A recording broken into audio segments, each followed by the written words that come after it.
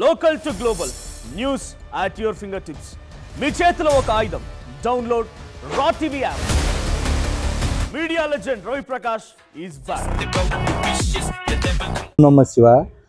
ఈ గిరి ప్రదక్షిణ మొట్టమొదటిగా ఎల్లమ్మ గుడి నుంచి ప్రారంభమై మన ధోబిఘాట్ మీదుగా అంబేద్కర్ చౌరస్తా నుంచి మళ్ళీ ఎల్లమ్మ గుడి వద్ద క్లోజ్ అవుతుంది.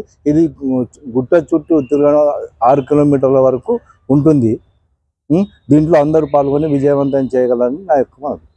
ఈ నెల 18వ తారీఖు మంగళవారం రోజున ఆర్మూర్లో గల ప్రసిద్ధ పుణ్యక్షేత్రమైనటువంటి నవనాథ సిద్ధేశ్వర స్వామి ఆలయం సిద్ధులగుట్ట ఆలయ కమిటీ వారి ఆధ్వర్యంలో గిరి ప్రదర్శన సప్తహారతి కార్యక్రమం నిర్వహిస్తున్నారు.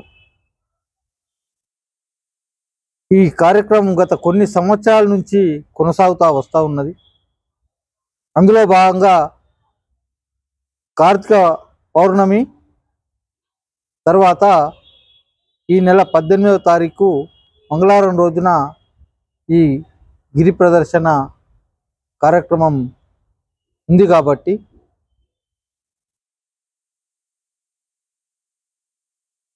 ఈ గిరి ప్రదర్శన అనేది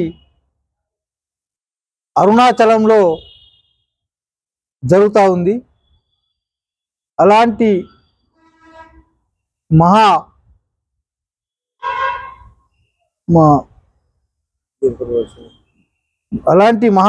పవిత్రమైనటువంటి గిరి ప్రదర్శన ఆర్మూర్లో జరగడం అనేది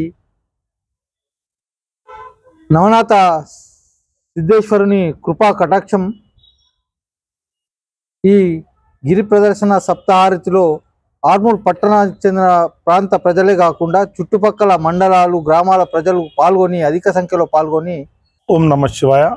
నవనాథ సిద్ధేశ్వర దేవాలయ కమిటీ తరఫున గత కొన్ని సంవత్సరములుగా ఈ కార్తీక మాసంలో మాస శివరాత్రి రోజున ఈ యొక్క గిరి ప్రదక్షిణ నిర్వహించడం జరుగుతుంది. అందులో భాగంగా కమిటీ తరఫున ఈ సంవత్సరం కూడా ఈ నెల 18వ తారీఖు మాస శివరాత్రి రోజున సాయంత్రం 5 గంటలకు ఘాట్ రోడ్లోని ఎల్లమ్మ టెంపుల్ వద్ద ప్రారంభమవుతుంది గిరి ప్రదక్షిణ. అక్కడ ప్రారంభమైనటువంటి ఈ యొక్క గిరి ప్రదక్షిణ జమ్మన్జెట్టి మరియు పెద్ద బజార్ మరియు గోల్ బంగ్లా మరియు పాత బస్టాండ్ తర్వాత జంబి హనుమాన్ మరియు అంబేద్కర్ చౌరస్తా దగ్గర మీదుగా కొనసాగుతూ తిరిగి అదే ఘాట్ రోడ్లోని ఎల్లమ్మ టెంపుల్ వద్ద ముగుస్తుంది.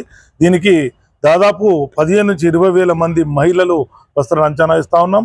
అలాగే మహిళలందరినీ కూడా హారతులతో రావాల్సిందిగా కోరుతా ఉన్నాం.